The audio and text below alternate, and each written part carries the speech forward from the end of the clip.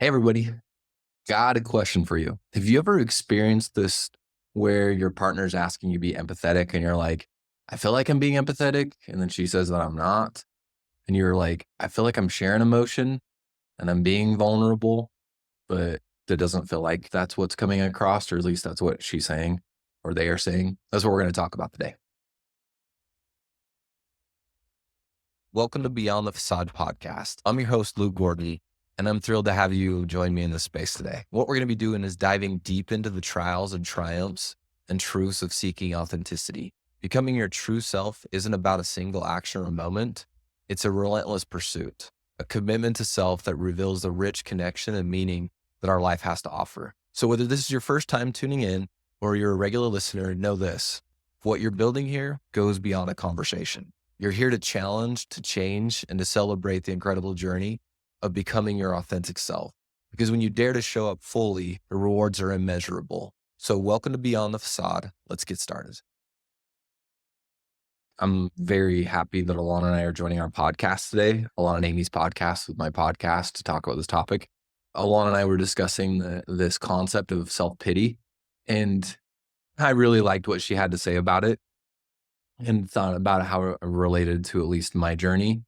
And it reminded me of one time in our story, Alana, where in the very beginning, I had been caught. And in the process of getting caught, you said, hey, Luke, will you and I'm going to slaughter this because this is not your experience. This is just what I experienced, which is you said, Luke, you're crying and you're upset. And can you stop focusing on you for just a second so I can talk to you about what I'm experiencing? And I remember being like, wait, what's she talking about? Because I thought I was supposed to be like showing up this way. I thought I was supposed to be in a lot of remorse and feeling really, really bad about what I did. And I was thinking about the self-pity concept that you brought up, Alana, I think that self-pity, I thought I got confused with empathy.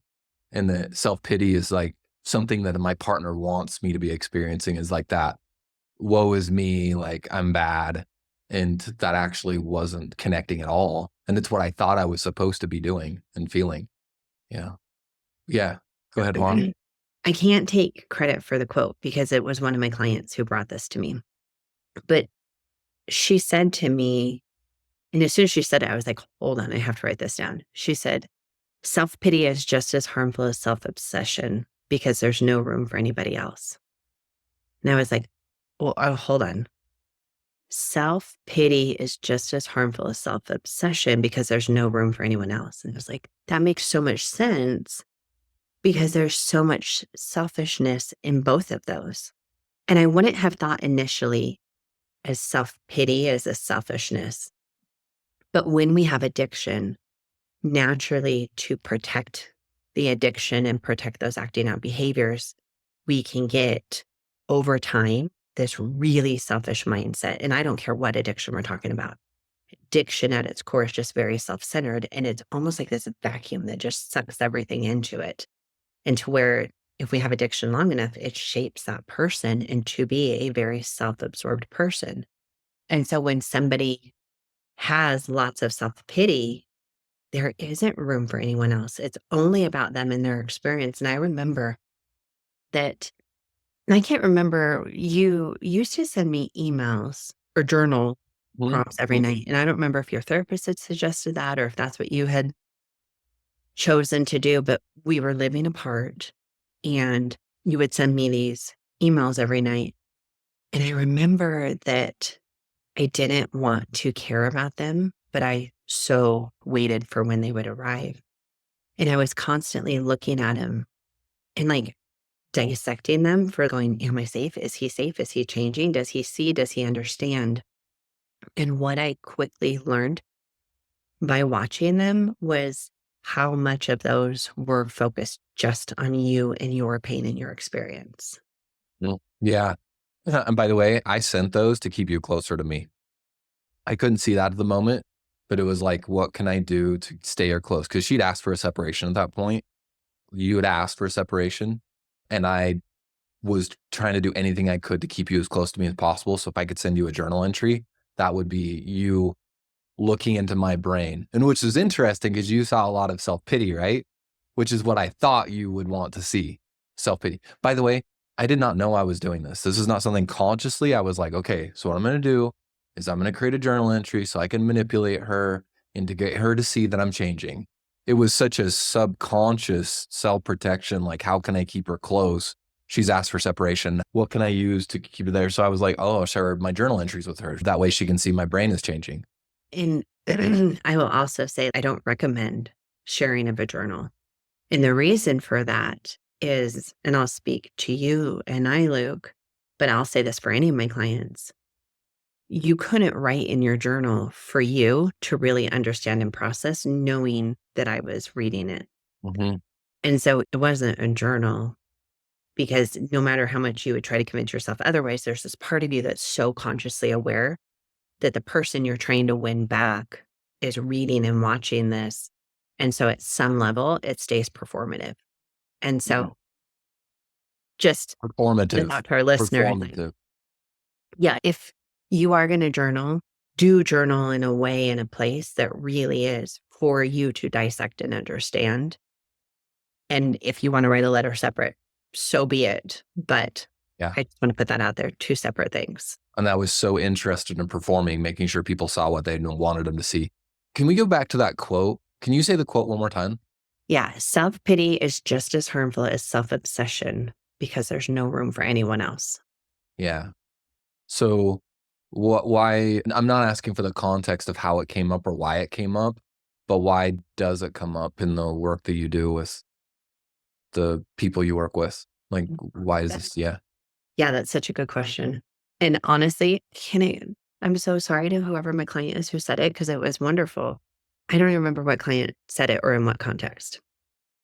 But sometimes it's really easy to look. And like right now, narcissist is a hot topic word, right? Hot topic. And you look at addiction, and addiction mimics a lot of narcissistic behaviors. And so it's really easy to go like, you have narcissism over on this extreme where it's all about me and it's big and it's kind of in your face. And so we do see that, and that is very obvious of selfishness. So that selfishness totally makes sense. So that makes sense, seeing the selfishness in that. But on the flip side, sometimes what can be seen as humility isn't humility, but it's really self-pity. And so the difference between those two, which I think is really helpful, is in humility, there's an accountability and there's an ownership and there's an energy around that of, I recognize what I did, I'm owning what I did, and I'm taking accountability, I'm going to move forward. Versus the more of a victim role, the self-pity, woe is me, I can't believe I did this hurts so bad. My life is now so hard. There's nothing I can do. Woe is me. That type of energy around it. But when I have clients or clients' partners who are in this deep self-pity, they don't see beyond themselves. And so if we're talking relational healing, there's no room for relational healing. But even in that, there's not growth happening. Yeah. I So, think like shame. so the humility gives room for somebody else, but the pity doesn't. It's just about self. Mm-hmm. Yeah, like you think of the drama triangle Mm-hmm. or the Cartman triangle. You have the rescuer, the persecutor, and the victim, and how any relationship falls into this at some point, if not multiple times. But when we have addiction present or secretive behaviors present, guarantee we're going to have this triangle showing up often. And so really recognizing, what does that victim role look like? That there's nothing I can do, the helpless, the woe is me, versus the persecutor, you did this, you're bad, you're mean. And the rescuer is, I'm going to fix, I'm going to make it better. None of those roles are actually helpful. Yeah. With the victim, we have to move out of the victim role into a place of self-accountability role. Mm. And that's where it's often for the person that did the betraying, the individual seeking recovery, it can feel really cold when your partner is creating space. But if you are in a place of self-pity and they're creating space, like, it's very healthy. It's very important that they do that. because it is all consuming. It is all about you. That's the only thing you can focus on. You can't hold space for that other person. So they have to distance themselves because there isn't any room from them. They have to move out of the picture. I'm curious with you, where you primarily work with men, the self-pity, how often do you see that show up with your clients? I think it's the reoccurring theme. Like our knee-jerk response want to go like all the time. Like I kind of want to go black and white with it. Like that's so much of it is woe is me. I'm bad. I'm intrinsically bad. I'm wrong. I'm bad. Like just as long as they're giving space for feelings, it's kind of slowly just gravitating towards shame, which involves that self-pity, that powerless. We've been talking a lot about resentment lately and giving space for resentment being something that is actually happening. And a lot of times the men that I work with don't want to acknowledge the resentment. And we try to give it a little space. There's resentment. And what does resentment stems from? It stems from powerlessness, feeling powerless, not necessarily Mhm. being powerless, but feeling powerless. So if I feel that resentment and I feel powerless, there can be a lot of, wow, I just can't get this right. Oh man, this is never going to get better. Like this, the self-pity that you're talking about. Do you call that out when you see it? Do you call out that behavior? Uh, for sure. I don't think I probably will more now. I don't think I've called it like, hey, there's self-pity because for me, I know when somebody approaches me in my shame, if they just come straight at me and go, dude, what's up with you? Get rid of the shame, man up. I'm like, oh, yeah, cool. Like, thanks for calling me out. So there's sometimes a direct way, sometimes there's a less direct way, depending where I notice they're at. But yeah, it's noted and talked about. Yeah, I feel like it's a hard place to be because I don't want to discount the legitimate pain that both people are in. So the partner who's been hurt is in pain and wants to be seen and wants that to be held space for. And the person who has acted out is also in a painful place because of the consequences of their choices. And especially, too, for somebody who is a good person at their core, to hurt somebody else in that way and see that, that's traumatic for them too. Different type of trauma, different level. I don't want to take away from the partner's pain, but I really want to hold space for it. It is painful. And so when there's a ton of pain, it's hard not to get sucked into that self pity. Yeah. Yeah. And For that's where the partners. groups, the men's groups can be really, really helpful is because men are able to call men out better than their partner can because they're not the person that hurt them and be like, what are you doing? Why are you spending time being a victim? You're not a victim. You're powerful. Stop acting like you're powerless. So there can be more of that that can be talked about. But again, for people that are in that space, and that's where I feel for the betrayed partner, the partner in healing is when he's in that, he isn't, because I typically work with guys, when he's in that space, there's not a lot you can do but to remove yourself from that environment when he's in a place of self-pity and recognize there isn't space for me. So that means, yeah, I can't be relational because this person's not in a relational space. Yeah. And that, like, I think a kind way to frame it is stepping out of the drama triangle.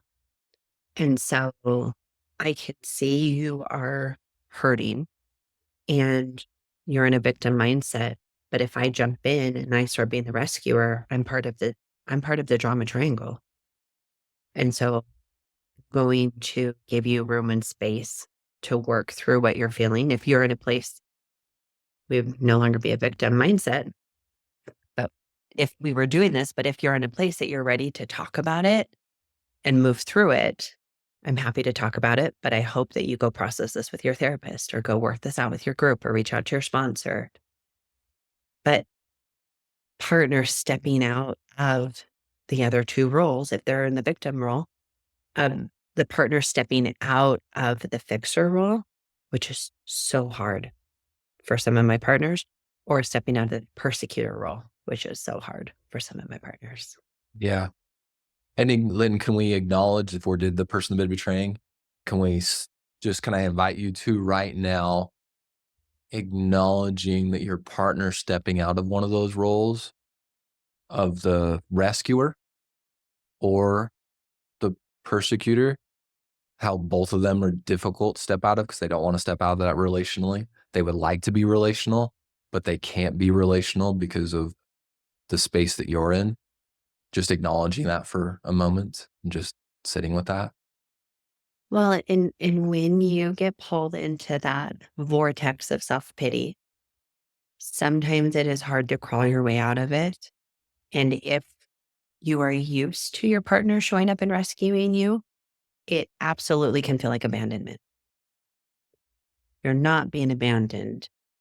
But when they're not in that drama triangle and they have been in the past, that can feel untethered. And And yeah, I'm sorry, I just thought of this fact of, and remembering if it feels really good for them to fix it, it doesn't mean that it's really good. It doesn't mean that it's good for you or good for the relationship. you talk about your experience with that. That's such a good point. I just like you're Alana, you're good at fixing. Like, Like I'm a therapist for a living. I know. Like, guys, on my worst day, if Alana comes in and says, Luke, you're enough. You're good at what you do. Like, maybe I've just had a bad day. Maybe just whatever it is. Like, you're enough. Look at you. Yeah, that makes me go like, you know what? I am. There's nothing sustaining about that. There's nothing that means Alana always has to be there to give that to me, and it doesn't come from within. Well, And like you said, it's not sustainable and it doesn't last. That doesn't actually change how you see you. yeah, that's cool that Alana's got that times. And I'm not saying she should never say that or that's not acceptable language, but it's at a certain time in the journey, it is actually hurtful for her to give me that and have me go, there's my gas, there's my fuel. I can do this now.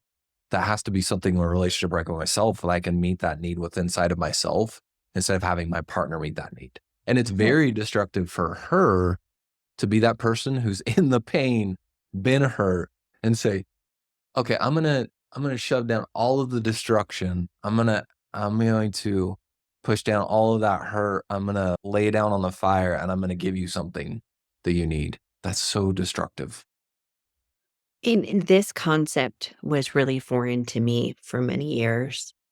And the reason why it's so destructive is A, when I was spending my time trying to help Luke or fix Luke, I wasn't working on me because I only had so much energy and so much bandwidth to give. And I needed to do my own healing. So my own healing was stalling out because I was trying to fix and heal him. But B, he could never learn it for himself. So in my attempts to help, I was slowing down his process and his healing. And I needed to get out of the way so he could actually do his real work. And while it looked good and felt good on the surface, long term, it was not actually helpful. Yeah. Yeah, absolutely. And when you get that relationship with self, it just means that peace is not as far away because I can go to myself to find that compared to going to my partner to find that. And that if I need to go to my partner, that means I need my partner to be in the perfect spot. And that's not fair to ask them to be in that perfect spot to be able to handle my stuff. Anyway, that's good. Thanks, Alana. Yeah. Yeah. Thanks for bringing this conversation up today and talking about what your client, that quote, and thanks for quoting her. That was awesome. Appreciate you all for showing up and listening to us talk about this and looking forward to continuing the conversation. Thanks, Alana. Thanks. I want to speak to those who you feel like you're wearing a mask. Maybe that's coming up in your recovery, just more awareness of the mask that you wear. And you're really struggling to show your authentic self. Like if people saw me, they wouldn't be able to accept me. They wouldn't love me. So that vulnerability piece, either somebody's saying, hey, you're not vulnerable enough, or you're like, I'm struggling with vulnerability and finding that genuine connection, specifically with people outside of your partner and your partner. If that resonates, I wanted to invite you to our Unmasked Intensive in Spanish Fork, Utah. It's a 3-day intensive, and it's hosted by Choose Recovery Services. This experience is designed to help men who are ready to step into self-discovery and transformation. So during the intensive, let you know what you're going to experience. You're going to connect with other men that are at similar places in your journey. You're going to explore the true meaning of what actually is integrity. This isn't just an honesty thing, it's an integrity thing.